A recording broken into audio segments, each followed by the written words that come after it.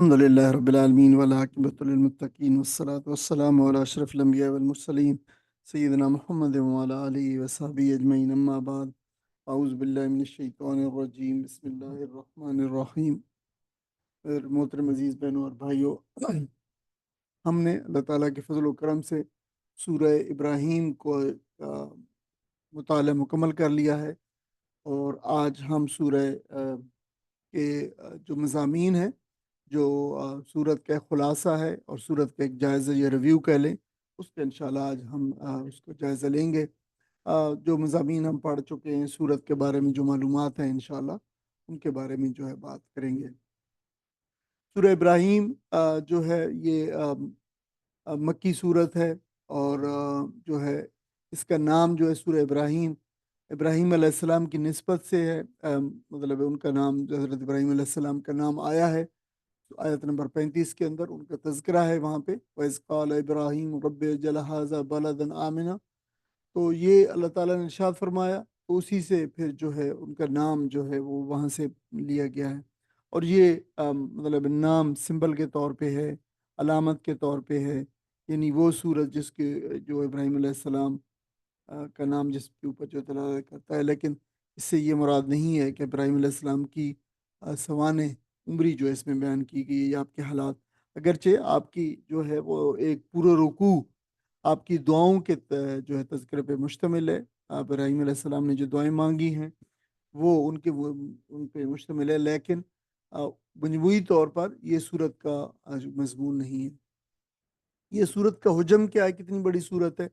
یہ 52 آیات پہ مشتمل ہے، نسبتاً ایک جو ہے متوسط درجے کی چھوٹی صورت ہے، یعنی بڑی صورتیں چل رہی ہیں، بڑی صورتوں کے درمیان میں ایک چھوٹی صورت ہے۔ اگرچہ یہ جو صورتیں آئیں، اس سے پہلے سورہ رعد آئی ہے، اور اس کے بعد سورہ ہجر آ رہی ہے، تو یہ تقریباً کم و بیش ایک ہی حجم کی صورتیں ہیں، اور یہ جو ہے 7 رکوعوں پر مشتمل ہے، اور آپ کو پہلے معلوم ہے اس سے پہلے سورہ رعد جو تھی وہ 6 رکوعوں پر مشتمل تھی۔ سورت کا زمان نزول کیا ہے، یہ بھی اسی جو ہے زمانے میں نازل ہوئی ہے جو اس سے پہلے اور اس کے بعد کی صورتیں ہیں۔ یہ بھی آخری دور ہے مکہ کا، نبی اکرم صلی اللہ علیہ وسلم کے قیام کا، جو 11 سے لے کر 13 نبوی کی جو ہے جو عرصہ ہے، اس عرصے میں جو صورتوں کا مضامین ہے، اس کا مضمون بھی اسی جیسا ہے، اور اس میں اسلامی نظریہ حیات کے جو بنیادی مسائل ہیں، وہ عقائد کے مسائل ہیں، وحی و رسالت ہے، عقید توحید ہے، دوبارہ اٹھنے کا عقیدہ ہے، بعث بعد الموت، اور پھر جزا و سزا کا حساب کتاب کا تذکرہ ہے، اور یہ اس صورت کے اندر ہے۔ اور یقینی طور پر کوئی بھی صورت جو ہے وہ اللہ تعالیٰ کی توحید سے، اللہ کے ذکر سے جو ہے خالی نہیں ہے، اور یہ بھی اسی طرح اس کے اندر بھی یہ ہے جو اس کے مباحث آئے ہیں اس میں۔ جب یہ صورت نازل ہوئی تو اس وقت کفار نے بالکل جو بڑی مخالفت سخت ہو چکی تھی، ہر قسم کے تعلقات کو، یہ تعلقات کا لحاظ جو ہے وہ انہوں نے ختم کر دیا تھا، بڑی شدمات سے کھل کر اسلام کی مخالفت کر رہے تھے، اور نبی اکرم صلی اللہ علیہ وسلم کو انہوں نے بتا دیا تھا کہ وہ آپ کی دعوت کو جو ہے یہ بالکل آپ قبول نہیں کریں گے، اور آپ کو یہ دھمکیاں بھی برملا دیتے تھے کہ اگر تم باز نہ آئے اس دعوت کے دینے سے تو وہ آپ صلی اللہ علیہ وسلم کو مکہ سے جو ہے وہ نکال دیں گے جبراً۔ تو یہ نوبت آ چکی تھی، اور یہ نوبت جو نبی اکرم صلی اللہ علیہ وسلم کے مکہ کا آخری دور تھا 10 نبوی کے بعد کا، تو یہ دھمکیاں جو ہے یہ نوبت اس وقت جو ہے پہنچی تھی، اور اس بنا پر پھر ان کو یہ جو دھمکی دے دیتے، پھر ان کو جواباً یہ دھمکی دی گئی کہ دیکھو جو تم سے پہلے گزرنے والی قومیں تھیں، انہوں نے جو ہے ان کو جو رویہ تھا، تم بالکل اسی رویے کے اوپر جو ہے وہ چل رہے ہو، اور پھر جو ہے وہ بعید نہیں ہے کہ تمہارا انجام بھی انہی جیسا ہو۔ اور یہ چونکہ جیسے ان کا رویہ تھا اور جیسے ان کو جواب دیا گیا، تو اس سے یہ بالکل معلوم ہوتا ہے کہ یہ انہی حالات کے اندر نازل ہوئی ہے جب جو نبی کریم صلی اللہ علیہ وسلم کے زمانہ آخری دور تھا۔ جو اب سورت ابراہیم کا مرکزی مضمون کیا ہے، دیکھیں آج ہم چونکہ جائزہ لے رہے ہیں سورت کا، تو یہ آپ اچھی طرح جو ذہن نشین کر لیا کیجیے کہ ہر صورت کا مرکزی مضمون آپ کو بالکل جو ہے آپ کے علم میں ہونا چاہیے کہ مرکزی مضمون کیا ہے۔ اور یہ اچھی طرح یہ مرکزی مضمون سورہ ابراہیم کا یہ ہے کہ آپ صلی اللہ علیہ وسلم اور آپ کی دعوت کے جو بدترین مخالف تھے قریش مکہ، ان کو اس صورت کے اندر سخت تنبیہ کی گئی ہے، ملامت کی گئی ہے، اور زجر و توبیخ، یعنی ان کو جو ہے زجر بہت ہی شدید قسم کی جو ہے وہ تنبیہ یا دھمکی کو کہتے ہیں، تو وہ جو ہے وہ دی گئی ہے کہ جس نظریے اور عقائد کے تم علمبردار ہو اس کی کوئی بنیاد نہیں ہے، نہ زمین کے اندر نہ آسمان کے اندر، اور اس کے مقابلے کے اندر جو نبی اکرم صلی اللہ علیہ وسلم جس دعوت کی طرف بلا رہے ہیں وہ تو عین فطرت ہے، اور اس کی جڑیں قلب و روح کے اندر بہت جو ہے گہری ہیں، اور اس کی شاخیں جو ہے فضائے آسمانی کے اندر پھیلی ہوئی ہیں، اور اس کے لیے ایک تنبیہ جو ہے وہ اس کے لیے ایک تمثیل ادا کی گئی ہے جس کا بھی ہم تھوڑا سا جائزہ لیں گے۔ فرمایا گیا کہ یہ انتہائی جو ہے ناشکری اور کفران کا رویہ ہے، اور تم جو ہے یہ کفران کا رویہ ترک کر دو، اس لیے کہ اس سے پہلے جن جن قوموں نے یہ رویہ اختیار کیا تو ان قوموں کو تباہ کر دیا گیا، اور ان کے انجام سے تم سبق سیکھو اور اللہ تعالیٰ کی توحید اختیار کرو، اور یہ توحید جو ہے وہ شکر کا راستہ ہے۔ اب یہ صورت کا مرکزی مضمون تھا، ظاہر توبیح، زجر، توبیح، تنبیہ، وارننگ، دھمکی، انٹیمے، یہ ساری چیزیں جو ہیں اس کے اندر شامل ہیں۔ اب صورت کے مضامین کیا ہے؟ صورت کے مضامین میں جو ہے قرآن مجید ایک مضمون یہ اب آیا ہے شروع کے اندر کہ قرآن مجید کے نزول کا مقصد بتایا گیا ہے، اور وہ یہ ہے کہ جو ہے وہ لوگوں کو عقائد اور شرک کے اندھیروں سے نکال کر توحید اور عمل صالح کی طرف میں جو ہے روشنی کے اندر لے آیا جائے، یہ قرآن مجید کے نزول کا مقصد بتایا گیا۔ دوسرا یہ بتایا گیا ہے کہ اللہ کی نعمتوں اور احسانات کو یاد رکھنے کا بہترین ذریعہ شکر کا رویہ ہے، اور جس کو اختیار کرنے کی اس صورت کے اندر ہدایت کی گئی ہے، اور اس کے مقابل کا جو رویہ ہے وہ کفران کا اور ناشکری کا رویہ ہے، اور اس کے انجام سے خبردار کیا گیا ہے۔ تیسرا جو مضمون ہے وہ بتایا گیا ہے کہ اس سے پہلے جو قومیں تباہ ہو چکی ہیں، جیسے قوم نوح تھی، قوم عاد تھی اور قوم ثمود تھی، وہ کیوں کہ تباہ ہوئی؟ اس لیے کہ انہوں نے وہی رویہ اختیار کیا تھا جو ناشکری کا رویہ تھا، اور یہ ناشکری یعنی کفر کرنے والے پھر تباہ و برباد ہو کے رہے، تو یہ بات بتائی جائے گی۔ چوتھا مضمون جو ہے وہ پھر شکر کے رویے کا اختیار نہ کرنے والے جو لیڈرز ہیں اور ان کے پیرو جو فالوورز ہیں ان کو تنبیہ کی گئی ہے کہ قیامت کا ایک منظر بتا کر کہ یہ قیامت کے روز ایک دوسرے پر لعنت کریں گے، لہٰذا بتایا گیا کہ آج تم یہیں پہ اپنی جو ہے وہ فکر کر لو۔ پانچواں مضمون جو بیان کیا گیا ہے اس صورت کے جو مضامین کے اندر ہے وہ دعوت توحید اور نظام و کفر و شرک کی تشبیہ بھی جو بتائی گئی ہے کہ نبی اکرم صلی اللہ علیہ وسلم یہ ایک جو نظام کی دعوت دے رہے ہیں، اور اس کے مقابلے میں ایک کفر کا نظام ہے اور تمہارا نظام ہے، یعنی مشرکین مکہ کو خطاب کیا گیا ہے۔ تو پھر بتایا گیا ہے کہ نبی اکرم صلی اللہ علیہ وسلم کی دعوت جو ہے، جو کہ اللہ کی طرف دعوت اور توحید کی طرف دعوت ہے، اس کی تشبیہ جو ہے کلمہ طیبہ سے دی گئی ہے، اور مشرکین کے نظام اور ان کے کفر و شرک کو جو ہے کلمہ خبیثہ سے تعبیر کیا گیا ہے۔ اس کی ہم تھوڑی سی مزید وضاحت کریں گے۔ حضرت پھر آخر میں جو چھٹا جو مضمون ہے وہ حضرت ابراہیم علیہ السلام کی تاریخ سے شکر و توحید پر استدلال کیا گیا ہے، اور کہ یہ رسول جو ہیں صلی اللہ علیہ وسلم یہ تو اپنے پیرو ابراہیم علیہ السلام کے نقش قدم پر چل رہے ہیں، لہٰذا تم کس کے نقش قدم پہ چل رہے ہو؟ تمہارا یہ دعویٰ بالکل غلط ہے کہ تمہاری کوئی نسبت ہے ابراہیم علیہ السلام سے، دعوت کے اندر یا عقائد کے اندر یا اعمال کے لحاظ سے۔ تو یہ 6 مضامین جو ہے وہ بیان کیے گئے ہیں صورت کے اندر، تو اس کو اچھی طریقے سے آپ جو ضرور دوبارہ جو ہے دیکھیے گا، تاکہ بلکہ اس کے وقتاً فوقتاً اس کو پڑھتے رہا کیجیے، تاکہ صورت کے مضامین جب آپ تلاوت کریں تو اس صورت کے مضامین جو ہے وہ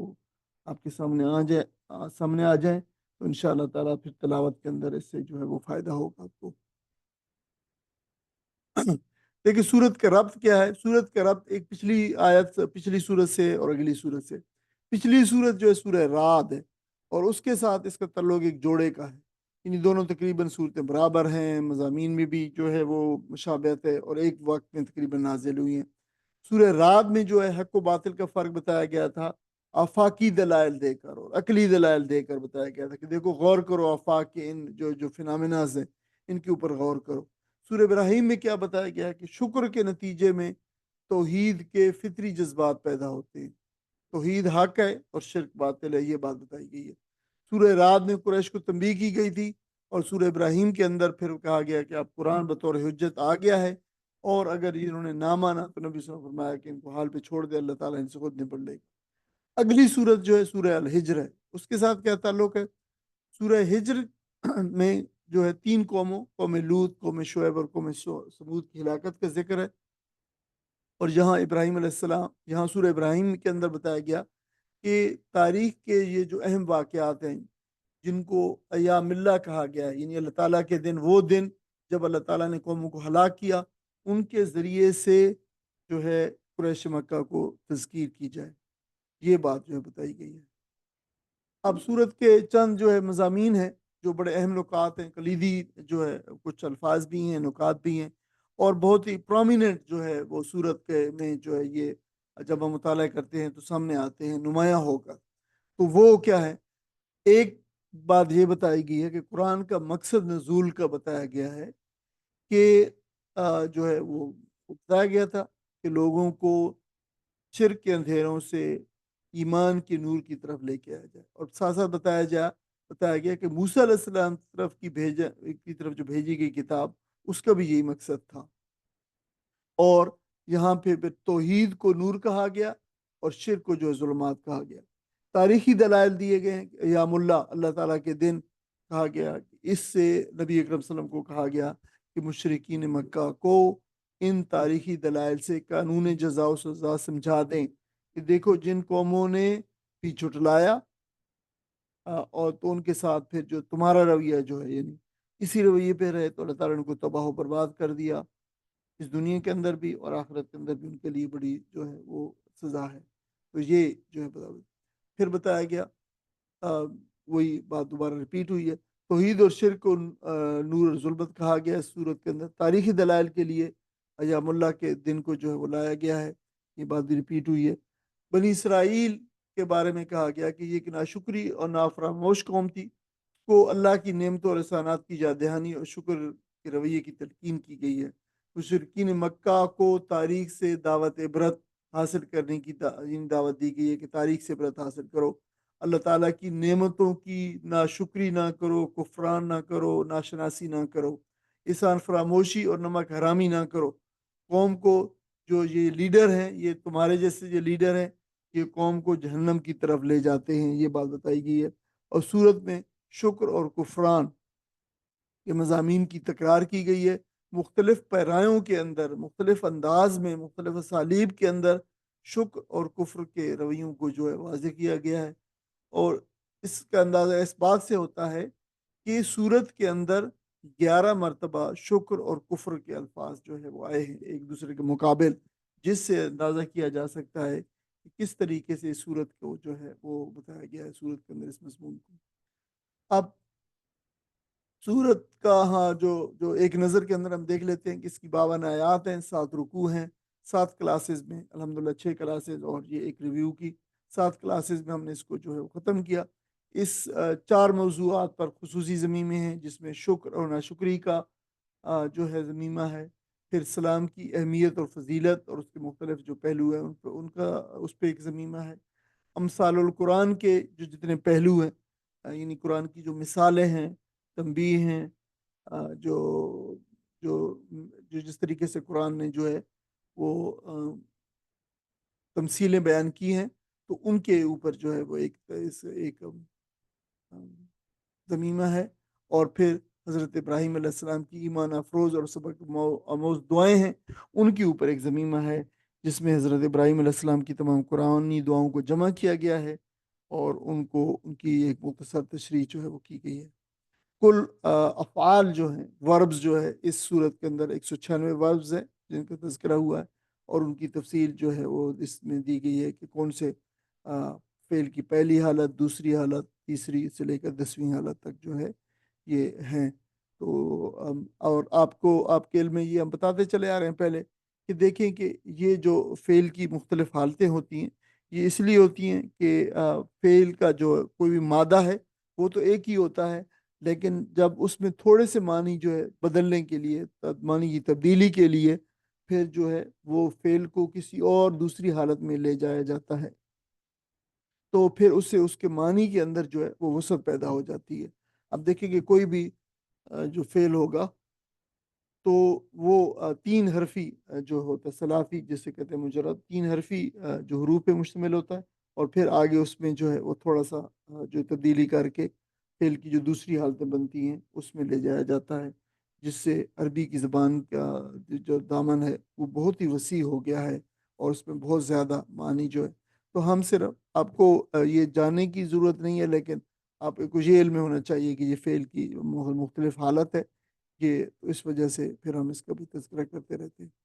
اب دیکھیں کہ ہم جو ہے مختصراً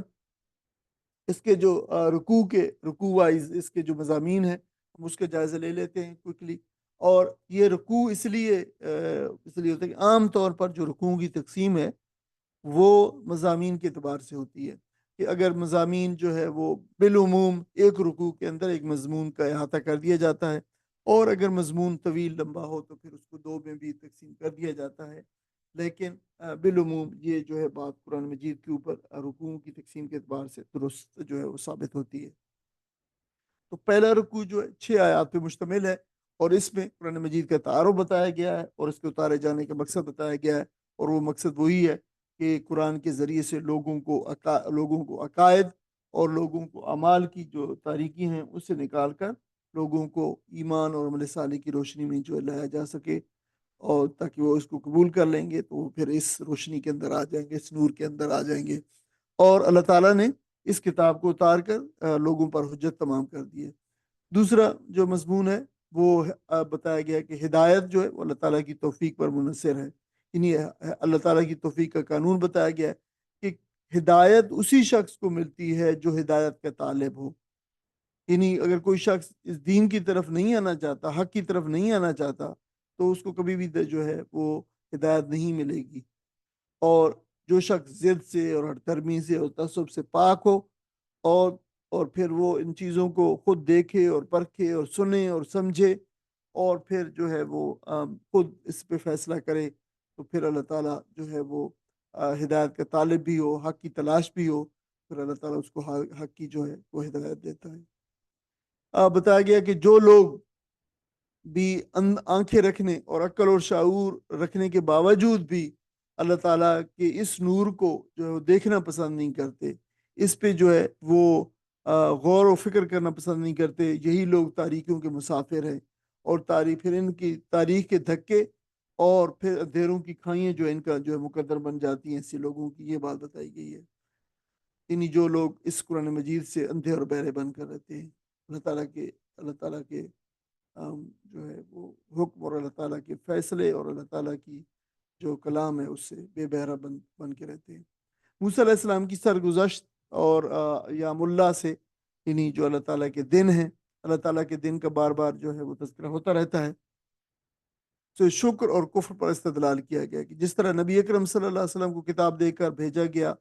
اسی طرح موسیٰ علیہ السلام کو بھی معجزات اور دلائل دے کر ان کی قوم کی طرف بھیجا گیا تھا، تاکہ جو لوگوں کو کفر کے جو اندھیروں سے لے کر ایمان کی روشنی کی طرف آئیں، دونوں کا مقصد ایک ہی تھا۔ ان تاریخی واقعات کی یاد دہانی کی تلقین کی گئی ہے کہ جن جن قوموں نے اس دعوت سے جو ہے سرکشی اختیار کی اور اس کو جھٹلایا، تو اللہ تعالیٰ نے ان کی جڑ کاٹ کے رکھ دی اور ان کا نام و نشان تک مٹا دیا، تو اہل مکہ کو سرکشی سے بچنے اور عاجزی اور شکر کا رویہ اختیار کرنے کی تلقین کی گئی ہے۔ اور دوسرے رکوع کے اندر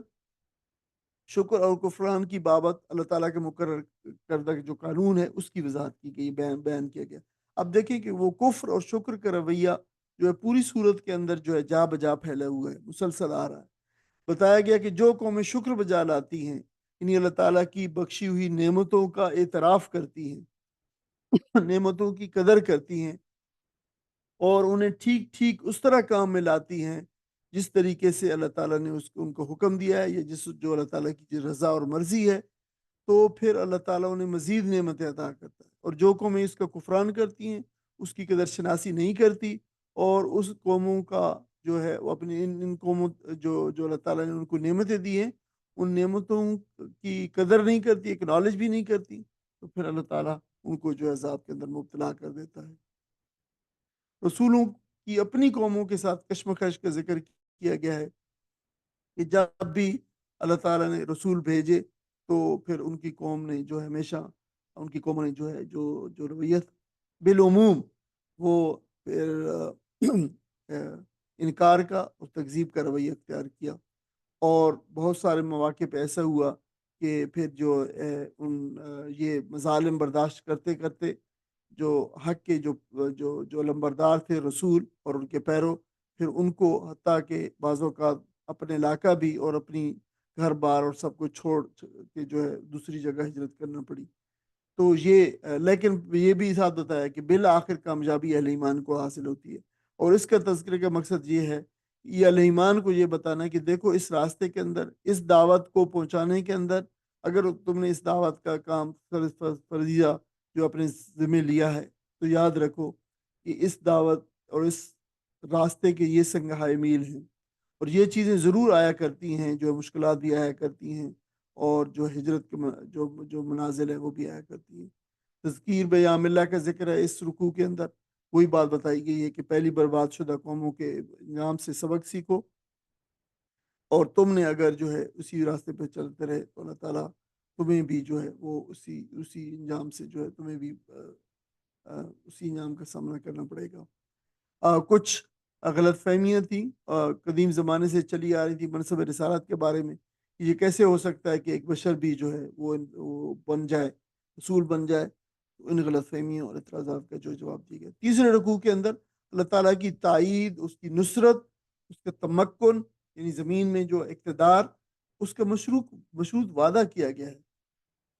اور یہ وعدہ جو ہے ان لوگوں سے کیا گیا ہے کہ جب اللہ تعالیٰ زمین کے اندر کسی قوم کو اس کی نافرمانی اور سرکشی کی بنا پر جب اللہ تعالیٰ جو ہے وہ اس کو سزا دیتا ہے اور بدل دیتا ہے قوم کو، اور دوسری قوم کو لے آتا ہے، تو پھر دوسری قوم جو ہے وہ اس کے بارے میں بتایا کہ جب تک وہ ہر قسم کے مصائب کا مقابلہ کرتی ہے اور اللہ تعالیٰ کے ساتھ وابستہ رہتی ہے، اور اپنے دامن کو اللہ تعالیٰ کے ساتھ جو وابستہ کر دیتی ہے، اور اللہ تعالیٰ کی مطیع و فرما بردار رہتی ہے، تو ایسی قوم کے ساتھ پھر اللہ تعالیٰ کی تائید و نصرت بھی ہوتی ہے، اور ایسی قوم کے ساتھ اللہ تعالیٰ کا وعدہ ہے کہ وہ ان کو جو ہے زمین کے اندر تمکن، یعنی ان کا ٹھہراؤ، اور زمین کے اندر ان کو عروج، اور ان کے اندر جو ہے اقتدار اور استخلاف جو ہے عطا فرمائے گا۔ اور یہ اس صورت کے اندر تو یہ ہے ہی صحیح، لیکن دوسرے مقامات کے اندر بھی، جیسے سورہ مجادلہ کے اندر بھی اور سورہ انبیاء کے اندر بھی اس کا جو ہے تذکرہ ہے۔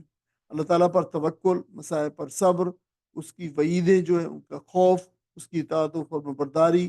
اور یہ اللہ تعالیٰ کی حمایت و نصرت کا پیش خیمہ ہے، یہ بات جو ہے وہی بتائی گئی۔ ایک اور بات جو بتائی گئی ہے کہ جو بھی اخلاص سے تہی جو ہے اعمال ہوں گے، یعنی جن کے پیچھے اللہ تعالیٰ کی رضا اور اللہ تعالیٰ ہی کی خوشنودی جو ہے شامل نہیں ہوگی، ان کی مثال بتایا کہ ان اعمال کی مثال راکھ کی سی ہے، جس کو ہوا جو ہے یہ تیز آندھی جو ہے وہ اڑائے پھرتی رہتی ہے، اور تھوڑی دیر کے اندر اس کا نام و نشان جو مٹ جاتا ہے۔ یعنی ایسے اعمال کی، چاہے وہ بظاہر دنیا کی حساب سے کتنی ہی بڑے وزنی کیوں نہ ہوں، یا انفاق کے لحاظ سے اربوں خربوں کا ہی معاملہ کیوں نہ ہو، فرمایا کہ اس کا کوئی وزن نہیں ہے اللہ تعالیٰ کے۔ یعنی اس لیے کہ کفر و شرک کے اوپر رہتے ہوئے کیے گئے جو اعمال ہیں وہ سارے کے سارے ضائع چلے جاتے ہیں۔ پھر بتایا گیا قیامت کے روز جو ہے مشرکین مکہ، مشرکین اور کفار جتنے ہوں گے، آخرت میں جو ان کا مقام بتایا گیا ہے، ان کے ساتھ کیا معاملہ ہوگا، اس کے مناظر بتائے گئے ہیں کہ حقیقت حال جب بالکل سامنے آ جائے گی ان لوگوں کے، تو پھر یہ اپنے لیڈروں کی اندھی پیروی کرنے والے یہ لوگ اپنے لیڈروں پر لعنت کریں گے کہ جن کی بدولت آج ان کو یہ مقام جہنم کا، جو جہنم کے بالکل کنارے کے اوپر آ کھڑے ہوئے ہیں، اور ظاہر جہنم اب ان کو پھینکا ہی جو ہے جانے والا ہے،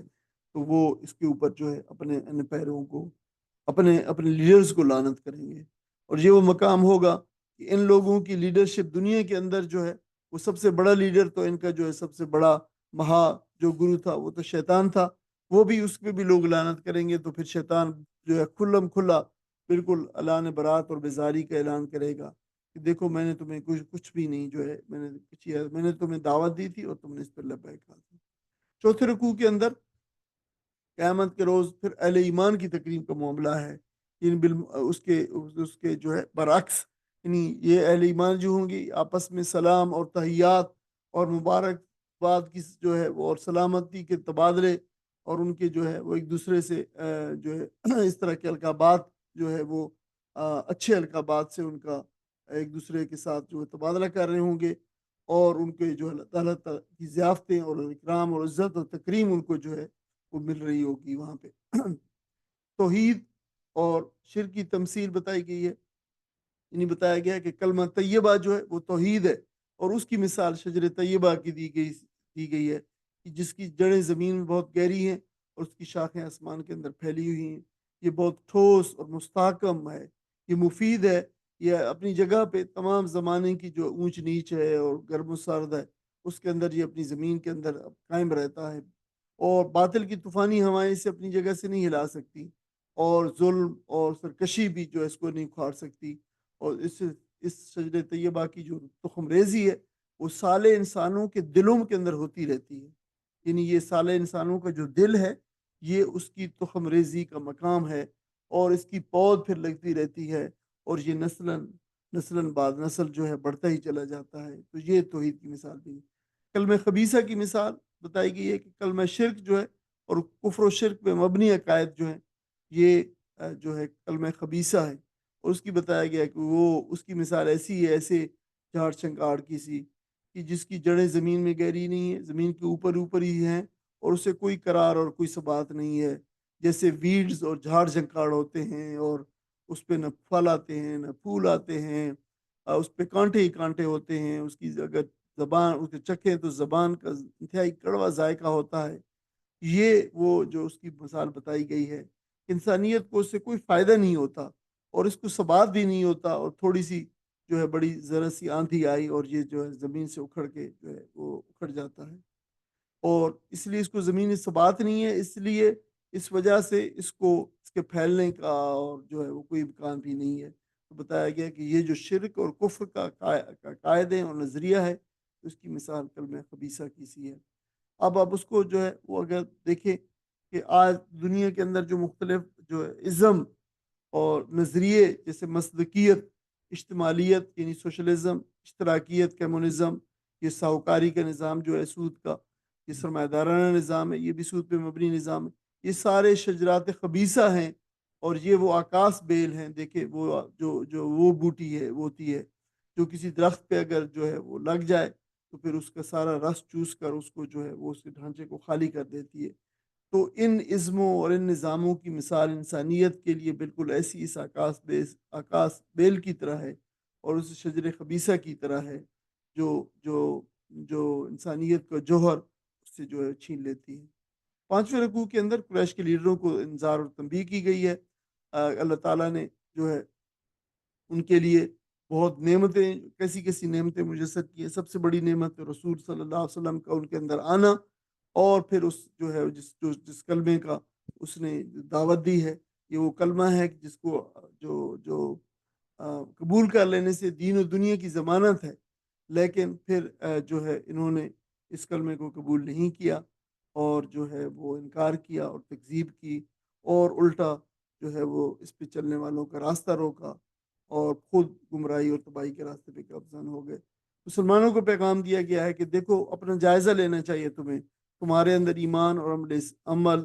و عمل اور سیرت و کردار کا کوئی سکم نہیں ہونا چاہیے۔ ان کی روش تمہاری یعنی روش مسلمانوں کو کہا گیا کہ کفار کی روش سے مختلف ہونی چاہیے، اور انہیں اس نعمت ایمان اور کلمہ طیبہ کے حصول پر اللہ تعالیٰ کا شکر گزار ہونا چاہیے، اور اس شکر کے لیے دو چیزیں تجویز کی گئی ہیں، ایک نماز ہے اور انفاق فی سبیل اللہ ہے، اس کا جو بتایا گیا ہے۔ آگے جو چھٹا رکوع ہے اس میں ملت ابراہیمی کی وضاحت کی گئی ہے، اور یہ وضاحت حضرت ابراہیم علیہ السلام کی دعاؤں کے حوالے سے ہے کہ یہ آپ دیکھیں کہ اگر نصیحت اور معزت اور تذکیر کے حوالے سے دیکھیں تو یہ سورت کا نقطہ عروج ہے۔ یہ وہ دعائیں ہیں جو حضرت ابراہیم علیہ السلام نے سرزمین مکہ کو اپنا دار ہجرت بنانے کے بعد اس سرزمین پر جب اپنی اولاد کو لا بسایا تو اس وقت جو ہے وہ مانگی تھی انہوں نے. اور ان دعاؤں کے یہاں تذکرے کا مقصد یہ ہے، قریش مکہ پر یہ واضح کرنا ہے کہ ان کا طرز زندگی یعنی کفار مکہ، قریش مکہ کا، اور ان کے عقائد اور اعمال حضرت ابراہیم علیہ السلام کی دعاؤں اور تمناؤں کے بالکل برعکس ہے. حضرت ابراہیم علیہ السلام نے تو اس کو توحید کا گھر بنایا تھا، اور تم نے اس کو جو ہے وہ شرک اور جو ہے وہ کفر اور شرک جو ہے وہ اس کو مرکز بنا لیا ہے. تو ابراہیم علیہ السلام کو کے مقصد کو اگر آج کوئی پورا کر رہا ہے تو یہ پیغمبر علیہ السلاۃ والسلام اور ان کے پیچھے چلنے والے ان کے متبعین ہیں. لیکن جو ہے تم خود ان کے خود جو ہے وہ دشمن بن کر کھڑے ہو گئے ہو. آخری جو رکوع ہے اس کا، اس میں بتایا گیا ہے کہ عقل و خرد کو مناظر قیامت اور قرآن مجید سے انذار کروایا گیا ہے. اللہ تعالیٰ ظالموں کے جرائم سے بالکل غافل نہیں ہے. بتایا گیا کہ قیامت بہت دن قریب جو ہے وہ آ جائے گی، اور یہ وہ دن ہوگا جب خوف کے مارے ان کی آنکھیں پتھرائی ہوئی ہوں گی، اور یہ لوگ جو ہے میدان حشر کی طرف بھاگ کھڑے ہوئے ہوں گے، اور ان کے دل جو ہے دہشت سے لرز رہے ہوں گے. وہ اللہ تعالیٰ سے التجا کریں گے کہ بس اب جو ہے وہ زندگی میں ایک موقع انہیں اور دے دیا جائے. تو وہ اللہ تعالیٰ کی لبیک پر پکار پر لبیک کہیں گے، اللہ تعالیٰ کی جو اطاعت کریں گے، رسولوں کی پیروی کریں گے. اور تو اللہ تعالیٰ جواب میں ارشاد فرمائے گا کہ تم لوگ وہی نہیں ہو جو تم دنیا میں کہتے تھے کہ ہمیں جو ہے کسی قسم کی کوئی فنا نہیں ہے، ہمارا یہ نظام جو ہے کبھی جو ہے وہ زوال پذیر نہ ہوگا. دیکھو کہ آج جو ہے وہ تم اس بستیوں میں رہتے رہے ہو جو اس سے پہلے جو ہے وہ جن بستیوں کے اندر بہت بڑی بڑی قومیں آباد تھیں، اور اللہ تعالیٰ نے ان کو تباہ و برباد کیا. وہ تمہارے راستے کے اندر تھی، تمہارے قرب و جوار کے اندر تھی. تو دیکھو ذرا ان کو معلوم کہ ان کے ساتھ کیا ہوا. تم نے کبھی غور نہیں کیا کہ ان کے ساتھ کیا ہوا، اللہ تعالیٰ نے ان کو کیوں تباہ و برباد کیا، اور تم نے کبھی عبرت نہ پکڑی، اور تم پھر آج جو ہے اس مقام کے اوپر آ کھڑے ہوئے. اب آخر کے اندر یہ جو صورت ہے اس کا ایک بصری خاکہ ہے پورے کا پورا. تو یہ صورت کا جو مرکزی مضمون ہے، صورت کی جو ہے مکی مدنی کی جو ہے وہ تقسیم، یا اس کا جو کیٹیگری ہے، آیات کی تعداد اور صورت کے جو مضامین ہیں وہ سارے کے سارے جو ہے وہ بتائیے ہیں. تو تمام مضامین کو صورت کو ایک پیج کے اندر، ایک سلائڈ کے اندر جو ہے سمرائز کر دیا گیا ہے. تو یہ انشاءاللہ تعالی یہ اس کا آپ ضرور وہ کیا کیجئے، اس کو اپنے اس پہ رکھا کیجئے آپ اپنے کمپیوٹر میں، اپنے سیل فون کے اندر، تاکہ آپ اس کو وقتاً فوقتاً جو ہے وہ آپ اس کی کلیکشن کرتے رہا کیجئے، تاکہ آپ اس کو تمام صورتوں کے مضامین کو ایک صفحے کے اندر ہر چیز، ان کے مرکزی مضمون کو بھی، اس کے مضامین کو بھی، کی باقی چیزوں کو بھی جو ہے وہ دیکھ سکیں. وآخر دعوانا الحمدللہ رب العالمین، جزاکم اللہ خیرا. اگر کوئی